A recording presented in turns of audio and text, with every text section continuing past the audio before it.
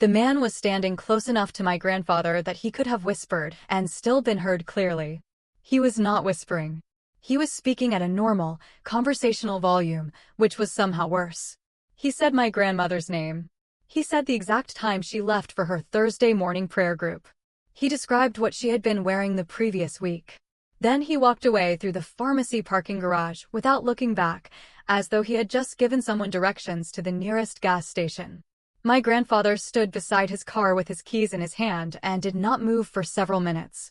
When he finally got home, he could not unlock the front door because his hands were shaking too badly to find the keyhole. That was the moment everything changed. Not the debt. Not the threatening phone calls. Not the men who showed up on my grandparents' front porch. That specific parking garage moment, a stranger saying my grandmother's name in a normal voice in broad daylight, was the moment I understood that the rules I had been trying to play by were not the rules of the game I was actually in. And it was the moment I started thinking the thought that I had been refusing to think for weeks. What if the only move left was to remove myself from the board entirely? My name is Danielle. I was 34 years old when I made the decision that would reshape every life connected to mine. I had a husband named Daniel, a career in logistics finance, and two grandparents, Grandpa Ray and Grandma Loretta, who had raised me from the age of 6 on Crestwood Lane in Tucson, Arizona, in a modest house with a cracked driveway and a lemon tree in the backyard that Grandpa Ray watered every single morning without exception. That lemon tree was the most reliable thing in my childhood. Some mornings I would wake up early just to watch him through the window, shuffling out in his slippers with the hose, talking to it under his breath the way people talk to things they genuinely care about. I grew up in that house, earned a degree, built a career, and at 29 met Daniel at a company event and understood within 40 minutes that I was going to marry him.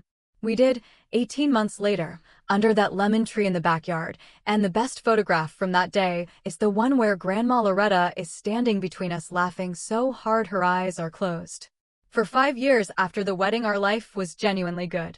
Not without difficulty, not without the ordinary friction of two people building something together, but structurally sound. Daniel ran a small contracting business that was growing steadily. I managed financial operations for a logistics firm. We had plans. A house of our own eventually. Maybe a child. We had that particular feeling of standing on ground that is finally actually solid. Then Grandpa Ray had a cardiac event that required surgery, a lengthy recovery, and ongoing medication that his retirement income could not cover. Daniel and I stepped in without discussion because there was nothing to discuss. They were my family. But medical costs are patient and relentless, and our savings had a bottom we found sooner than we expected. It was during one of those stretched months that Grandma Loretta mentioned the name Marcus Hale. A neighbor had recommended him. He had an office in a strip mall near downtown, wore pressed shirts, spoke in the unhurried tone of someone doing you a favor just by being in the same room. The loan was $40,000 at term structured, so that the balance never meaningfully decreased regardless of what you paid. By the time we understood the full shape of what we had agreed to, the debt had nearly doubled. The calls to my grandparents' landline started at 6 in the morning and continued past 11 at night. Single rings, no messages, just the sound of someone reminding you they could reach you whenever they chose. Then two men appeared on my grandparents' porch one evening, stood there without raising their voices, and left behind an atmosphere that my grandmother described to me as feeling like something had been removed from the air of her home and not returned. I went to Hale's office with a repayment proposal I had spent 3 evenings preparing. He listened to the entire thing without interrupting, which I initially read as respect. Then he leaned back, capped his expensive pen, and told me the proposal was not workable.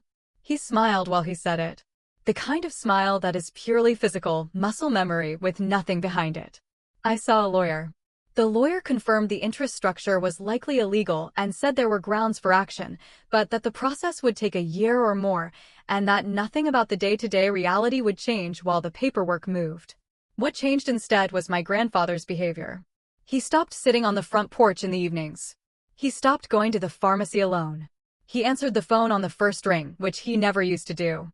And then came the parking garage. After I heard what happened, I drove to my grandparents' house and sat at the kitchen table with Grandpa Ray's hands between mine.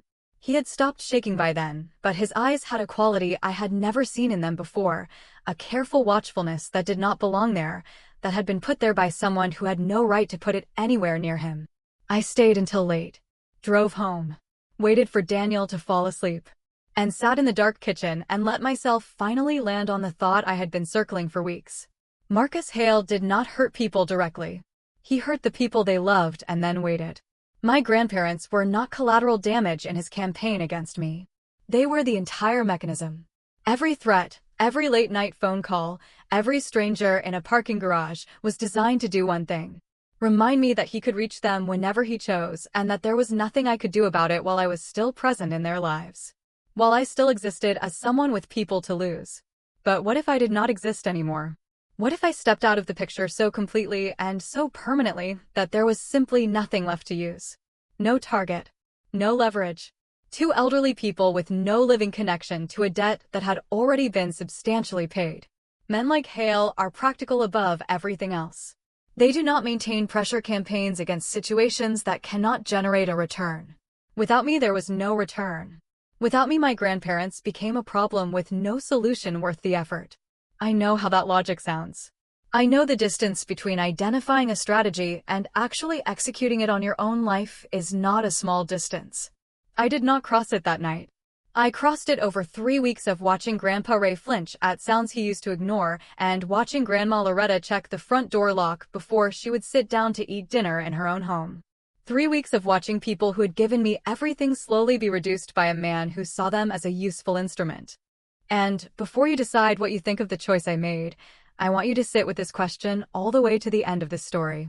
If someone was using the people you loved most as leverage against you, and the law was too slow to help, and the threat was real and escalating, what would you have done? Take your time with that. Because the answer is not as obvious as it feels right now. What I did next took months of careful, silent, invisible preparation. And it started with a phone call to a woman I had not spoken to in over a decade, a woman who had built a career doing something I had no clean word for, and who listened to everything I told her and then said one word that landed in my chest like a door closing permanently. Permanent. She said it twice to make sure it had registered. And I told her I understood. And I meant it. The woman I will call Claire had been my closest friend for 2 years of college before she dropped out in our junior year and disappeared from my life. The version of her that sat across from me in a corner booth of a diner 30 miles outside Tucson was sharper in every way. More deliberate. The kind of person whose stillness communicates that they are always paying attention to more than they are responding to. She drank black coffee. I could not eat or drink anything. My stomach had been locked for days. She listened to the entire account without interrupting once. When I finished, she was quiet for a moment and then told me it was possible and described what it would require. No contact with anyone from my previous life. No information flowing in either direction. No predetermined end date. A false identity solid enough to live under indefinitely. She looked at me steadily and said the word again. Permanent. Not as a warning. As a condition. If I moved forward and then weakened at any point, the entire structure would collapse and the people I was trying to protect would be more exposed than before I started. We chose Lake Maricopa, a reservoir outside of town where Daniel and I had spent a weekend early in our relationship. Claire said a location with emotional history would make the conclusion investigators reached feel organic rather than constructed. A baseball cap of mine left near the water. My wallet with my ID. A sequence of text messages deleted from my phone over the preceding weeks, constructed to read in retrospect like a woman quietly coming apart. Everything pointed toward one conclusion. A woman who had walked to the water on her worst night and did not come back. The letters nearly stopped me. I wrote Daniel's first. Rewrote it 6 times over 3 evenings because it had to sound enough like me to be believed without containing any trace of the actual truth. If he understood the real reason, he would go directly at Hale, and Hale would use that confrontation as the next instrument of pressure. The letter had to read as a goodbye from a woman at the end of her capacity, not a woman in the middle of a strategy. I wrote sentences I knew would break him and wrote them anyway. Told him none of it was his fault. Told him to keep going. Told him to find happiness. Each sentence felt like a deliberate wound to something true. I wrote 3 paragraphs to my grandparents that took 4 hours and said less than 3 paragraphs should say because some truths are too heavy to put into words that other people have to carry. The night before I left, I stood in the bedroom doorway watching Daniel sleep. He was on his side with one arm stretched across my empty half of the bed, palm up, as though waiting for something to be placed in it. I memorized the specific angle of his shoulder in the low light, the sound of his breathing, the way his hand rested open. I knew I was going to replay those details on the hard nights ahead, and I was storing them deliberately the way you document something before it is gone. Here is something I have never told anyone until now. 2 blocks from the apartment, walking toward the bus station at 3 in the morning with my head down and my bag on my back, I passed the all-night pharmacy where Grandpa Ray got his prescriptions filled. Through the window, under the fluorescent lights, I saw one of Hale's men. The larger one. The one from the parking garage. He was at the counter, completely ordinary, completely unaware that the woman he had helped push to this moment was walking past the window in the dark. I kept walking, but I memorized his face with a precision I had never applied to anything before. And I made myself a promise on that empty sidewalk that this was not over, that I was not leaving. I was repositioning. And someday I would come back holding something that Marcus Hale could not walk away from. I just did not know yet that it would take 5 years. Or that the person who would hand me the key to that return was not someone I had planned for at all. I ended up in Amarillo, Texas. Far enough from Tucson that no familiar face would appear by accident. Large enough to absorb one extra person without asking questions. I found work at a truck stop diner that paid cash and did not ask for documentation. I rented a room at a boarding house 2 blocks away and lived the kind of life that is defined entirely by what it does not contain. No name that was mine. No number anyone I loved could call. No news from the city I had left. I moved twice in the first year, Lubbock then Abilene, not because I was afraid of being found, but because staying still too long started to feel like sinking. What I did in the evenings, instead of grieving, was research. At public libraries on computers paid for by the hour, I spent weeks pulling every public record I could find on Marcus Hale. Court filings. Business registrations. Civil complaints under names I did not recognize. What emerged was a pattern older and wider than our situation. The same trap, the same escalating tactics, the same invisible men showing up at the homes of elderly people, running back 7 years across dozens of families. I compiled everything into a 31-page document, cross-referenced and cited. I addressed 2 envelopes. One to the Pima County Consumer Fraud Division. One to a journalist at the Arizona Republic whose byline I found on an old article about predatory lending. I drove 40 miles to mail them from a post office where nobody knew me, paid cash, wore a cap, and left. I told myself it probably would not matter. That documents without a living witness were just paper. I packed the hope somewhere small and inaccessible and kept moving. What I did not know, could not have known, was that one of those envelopes would find its way to Daniel. And that Daniel would do something with it that I never anticipated, and that would ultimately make everything that came next possible. But before that revelation there were still years to survive. And they were about to get significantly more complicated. Because in Abilene, on an ordinary afternoon, I met a boy whose family had a connection to Marcus Hale that neither of us knew about yet. And that connection would become the living evidence I needed to finally finish what I had started. I want to tell you about Marcus Jr. before I tell you about the television. Because without understanding who he was and what he meant, the moment in the laundromat does not have its full weight. And this story is nothing without its full weight. I first saw MJ sitting on the front steps of the boarding house in Abilene on a Saturday morning in October. A 9-year-old boy with a backpack nearly as large as he was, and an expression that I recognized not because it was dramatic, but because it was the precise opposite of dramatic. It was the specific calm of a child who has already learned that showing distress does not reliably produce help and has therefore stopped showing it. That particular stillness is not something children arrive at naturally. It is something they are taught by circumstances that have no business teaching a 9-year-old anything. His mother had been taken to the hospital the night before with chest pain. A neighbor had been watching him and left for her own emergency and had not returned. He told me all of this in a flat, informational voice with no appeal for sympathy attached to it, like a person reading items off a list. I brought him inside, made eggs and toast, and sat across from him while he ate without pressing him for more than he wanted to give. His mother's name was Renee. She was in the hospital for 11 days with a cardiac situation that turned out to be serious, but treatable if addressed. I visited twice with MJ, sat in the corridor while he went in, brought food from the diner down the street, and let him be however he needed to be. He talked in pieces when he felt like it and sat in silence when he did not, and I matched his rhythm because it was a rhythm I understood. Here is where the story shifts. On the third visit, sitting in the hospital corridor while MJ was inside with his mother, I got talking with another family in the waiting area. An older couple from a small town outside Abilene whose daughter was being treated on the same floor. In the way that waiting rooms produce conversation between strangers, we eventually arrived at the subject of how they had ended up so financially stretched that her treatment had nearly been delayed. They mentioned a loan. They mentioned an office in Tucson. They mentioned a man with a polished manner and a strip mall office who had taken $40,000 of their savings through a structure they had not understood until it was too late. They did not say the name immediately. They described the office decor first, the leather chairs, the framed motivational quote. Then the wife said the name. Marcus Hale.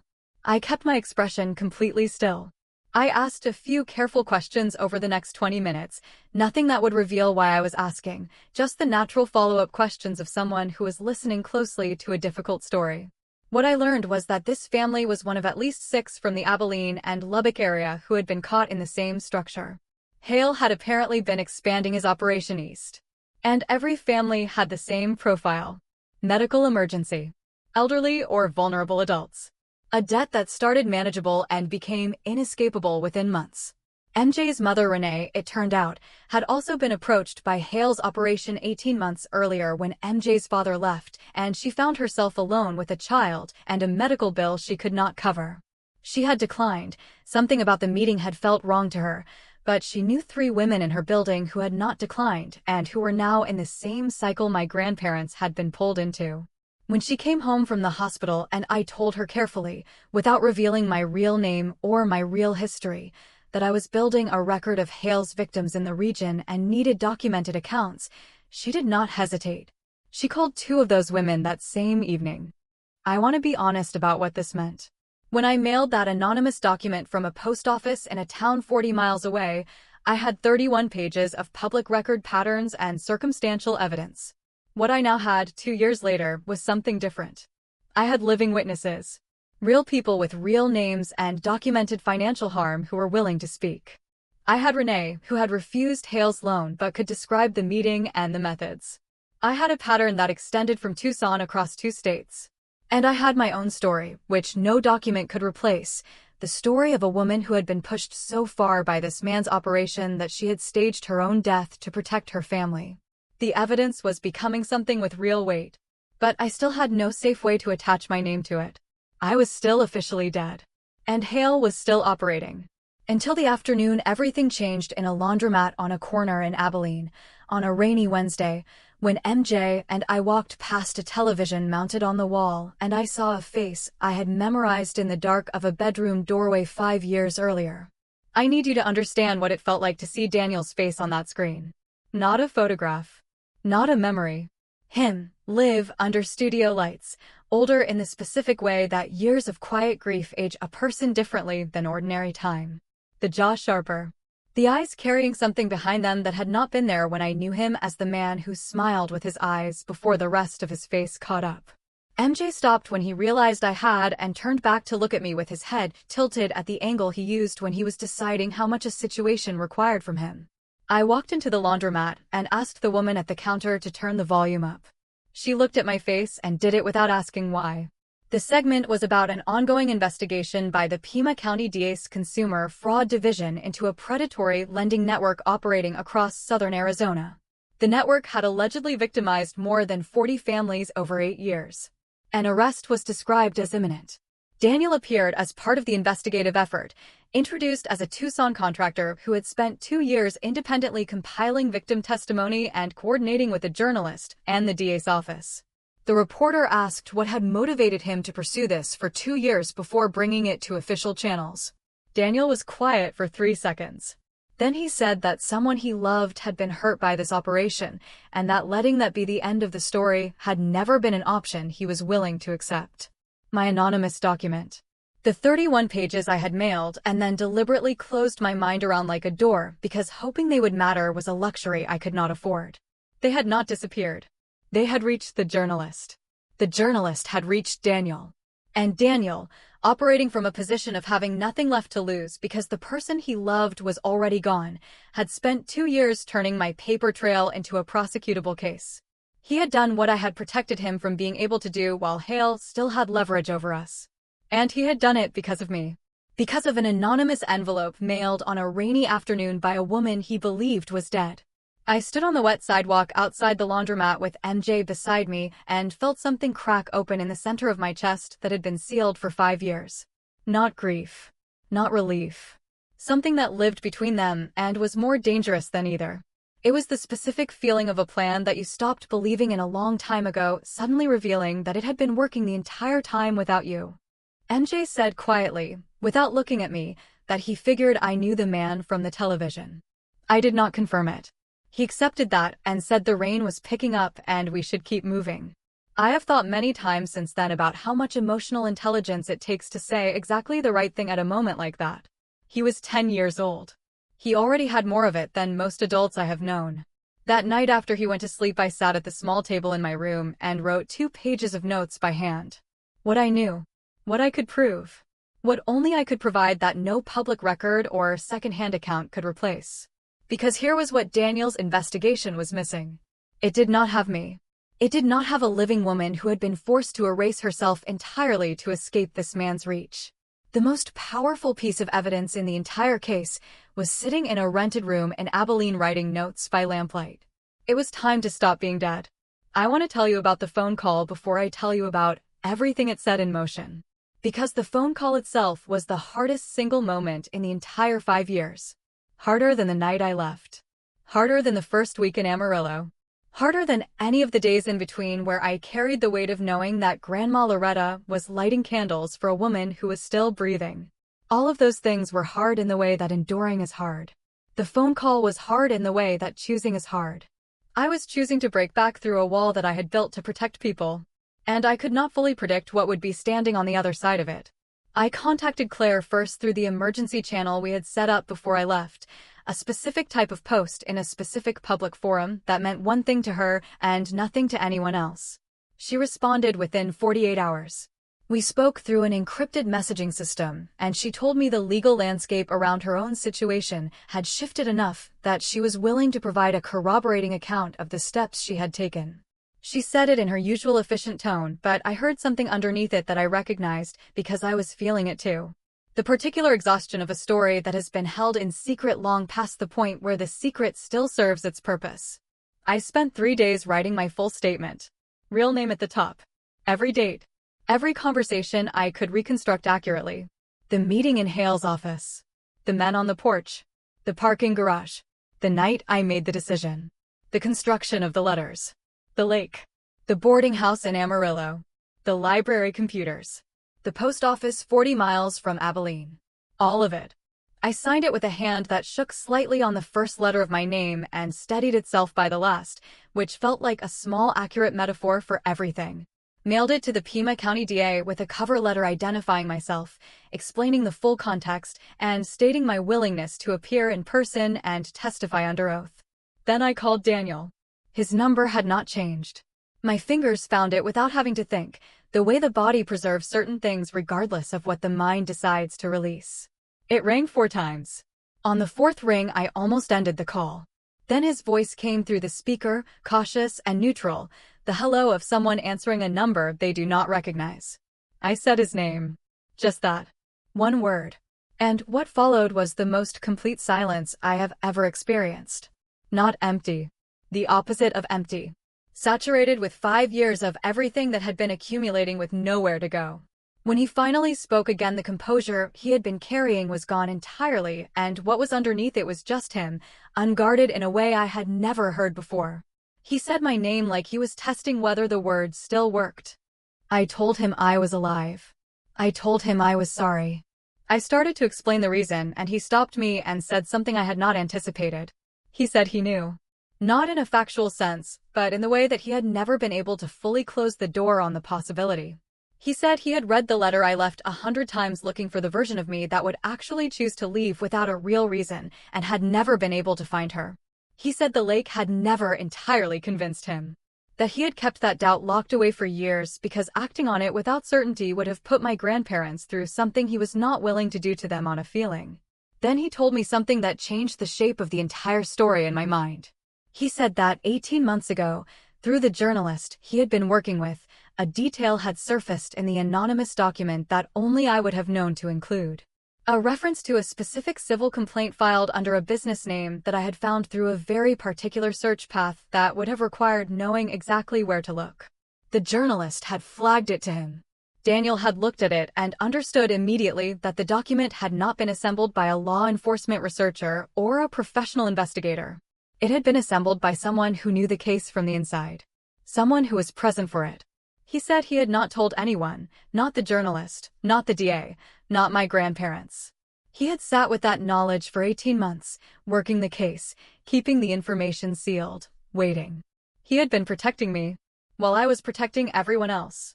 While I thought I was invisible and alone and carrying the entire thing in silence, he had known for a year and a half that I was probably alive and had chosen to carry that alone rather than risk disrupting whatever I was doing.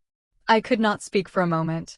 The specific feeling of being known that completely by another person, even across 5 years and a staged death and hundreds of miles of separation, is something I do not have an adequate word for.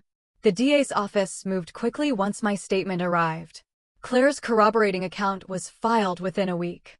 Renee and the other witnesses I had connected her with in Abilene were formally interviewed.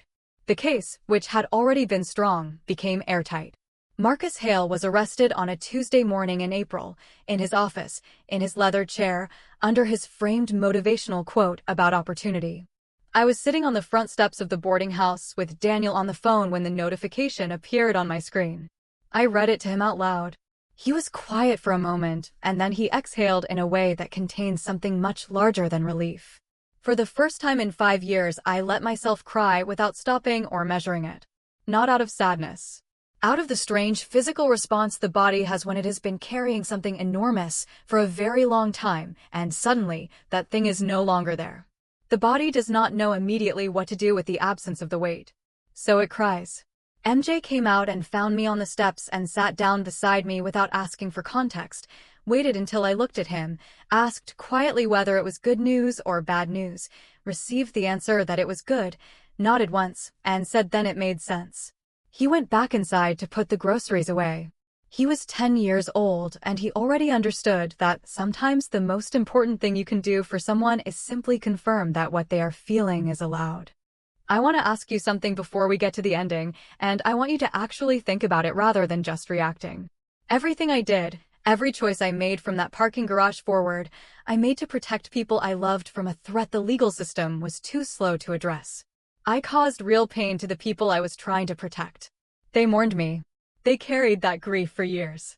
And the outcome was that the man responsible for all of it is now in a federal facility. Was I a hero for making that choice? Was I a coward for letting the people I loved believe I was gone? I have asked myself that question every single day for 5 years, and I have not landed on a clean answer.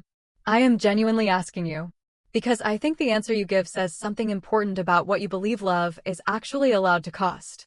Nobody prepares you for the return. People spend a great deal of time in stories on the leaving, on the running, on the survival, on the dramatic moment of resolution. The return is treated as the obvious conclusion, the natural reward, the part that takes care of itself once the hard work is done. It does not take care of itself. It is its own entirely separate kind of hard work, and nobody warns you about it in advance. I came back to Tucson on a Thursday morning in late April with MJ beside me on the bus and a single bag that held everything I owned.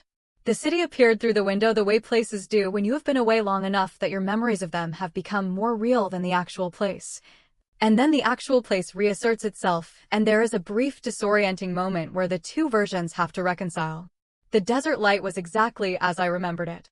That particular flat white quality that makes everything look honest and slightly overexposed. My chest did something complicated that I could not reduce to a single clean feeling. Daniel was waiting at the station. I saw him first.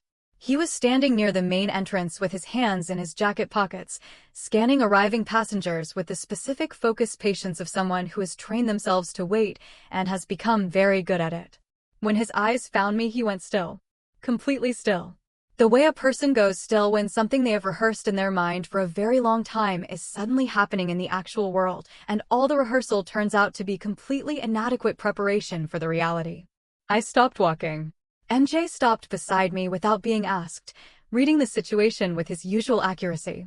Daniel crossed the station, and when he reached me, he put both arms around me and held on with the grip of someone reversing 5 years of letting go. I held back with everything I had. And something that had been locked and functional and sealed since 3 in the morning on a cold Tucson street finally released. The specific sensation of a door that has been bolted from the inside for so long the person holding it forgot they were the one holding it. Over Daniel's shoulder I could see MJ standing a careful distance away, studying the floor with great interest, giving us the privacy he understood we needed. When Daniel pulled back and registered him, he crouched down to MJ's eye level immediately, introduced himself directly without the slightly elevated register adults usually adopt with children they have just met. MJ assessed him for exactly 4 seconds with the evaluating eyes he reserved for new situations, then extended his right hand for a handshake with the gravity of someone closing an important transaction. Daniel matched his seriousness completely, which I watched MJ file away as a meaningful data point. Grandma Loretta answered the door herself. Smaller than I remembered, more careful in her movements, her hair fully white now. But her eyes were the same. Sharp and warm and full of something ancient that the years had not touched. She looked at me in her doorway and her hand came up slowly to cover her mouth and she stood very still, the stillness of someone afraid that moving will disturb something fragile, that what they are seeing is conditional and will disappear if they reach for it. She said my name barely above a whisper. I crossed the porch in 2 steps and she held me with a strength that surprised me, the fierce grip of someone who has been waiting for something for a very long time and is not letting go of it now that it has finally arrived. She shook once and then steadied herself with the quiet dignity she had always brought to the difficult things. Grandpa Ray was in the armchair in the living room. His legs were weaker now, his frame lighter. But when I came through the door, he put both hands on the armrests and pushed himself to standing. Stood straight. Looked at me. His eyes were exactly as I had stored them in my memory, the eyes of a man who has lived long enough to know the difference between the things that end and the things that wait. I went to him, and he held me with a steadiness that communicated everything he did not need to say out loud. I am still here. I knew you were not finished. I waited. And I knew. I believed him completely. I have never doubted for a moment that on some level he always knew. Hale's trial ran over 4 months. He was convicted on 14 counts including predatory lending, criminal extortion, conspiracy to intimidate, and deliberate targeting of medically vulnerable adults. My testimony was central to the case. So was Claire's. So were the accounts of 41 other families, some of whom had never spoken to anyone about what had been done to them because they had no reason to believe that speaking would produce anything other than more exposure. The judge at sentencing described the operation as a systematic exploitation of people at their most vulnerable, specifically designed to extract money and compliance from families who were already in crisis. He used the phrase deliberate and calculated predation, and I sat in the gallery and felt the specific quiet of a thing that has finally been named accurately after a very long time. 3 months after the conviction, the 4 of us, Daniel, me, MJ, and my grandparents, were living within a few miles of each other in Tucson. Not a conventional family structure. Something assembled from the specific materials available, which is how the most honest families always form. Daniel had found a ground-floor apartment for my grandparents 2 streets over, with wide doorways and no stairs, and on the small balcony, he had placed a large pot with a young lemon tree in it. He planted it the week before they moved in without telling anyone. My grandmother saw it the first afternoon and stood on the balcony looking at it for a long time without speaking. I stood beside her and neither of us said anything because there was nothing to say that the tree had not already said more accurately. Renee relocated to Tucson 6 weeks later, drawn by a job lead and by the pull of the strange family we had quietly become. MJ enrolled in the local elementary school and Grandpa Ray, on the mornings his legs allowed, walked him to the corner. Those two had developed a friendship built on a shared appreciation for routine and a mutual respect that crossed 60 years of age difference without effort. They were, in some fundamental way, the same type of person. Deliberate. Observant. Committed to doing the same small things the same careful way every single day because they understood that reliability is a form of love. One evening a few months after we had settled, I was washing dishes after dinner and heard Grandpa Ray's voice from the living room. I turned off the faucet and stood still and listened. He was telling the story of the church social. The green dress. The 2 rejections. The 3rd attempt that finally worked. I have heard that story my entire life. I can recite it word for word from memory, including the pauses and the specific laugh he makes at the end. I dried my hands and walked to the doorway without announcing myself. MJ was sitting cross-legged on the floor in front of Grandpa Ray's chair, leaning slightly forward, listening with the complete focused attention he gave to things that genuinely mattered to him. He interrupted to ask whether the dress was definitely green or whether in memory it might have been more of a blue-green. Grandpa Ray confirmed it was a medium green, not dark, not teal. MJ received this with a satisfied nod and said okay, and Grandpa Ray continued. Daniel came and stood behind me in the doorway, close enough that I felt his presence. We watched together without making a sound. Watched the old man and the quiet boy in the lamplight, the story passing between them the way important things pass between people when the moment is right and both of them understand that what is being transferred matters. MJ was archiving every detail with the seriousness of someone who understands that stories like this need to be held by someone new so they can keep going. That the point is not the story. The point is the continuous act of passing it forward. What I felt in that doorway was not the triumph of a resolution. Not the sharp relief of a crisis survived. It was something quieter and more durable than either of those things. The weight of a life that came back together, imperfectly and honestly, with the full evidence of everything it had been through still visible in it. Not repaired so that the damage was invisible. Repaired in the way that things are repaired when the people doing the repairing decide that what is being saved is worth the honest work of saving it. Some things survive because they are strong. Some things survive because the people carrying them refuse to put them down. I know which category mine falls into. I know what it cost to keep carrying it through 5 years of silence and borrowed names and rented rooms and library computers, and the specific loneliness of being alive in a world where nobody knows who you are. I would pay that price again. Without hesitation. Because the alternative was standing still while someone used the people I loved as instruments. And standing still was never something I was built for. If you watched this all the way to the end, you already know why the story stayed with you. And I have one question for you before you go. What would you have done if the law was too slow and the threat was real and the only protection you could offer the people you loved was to disappear completely? Tell me in the comments. I mean it. I genuinely want to know where you would have drawn the line.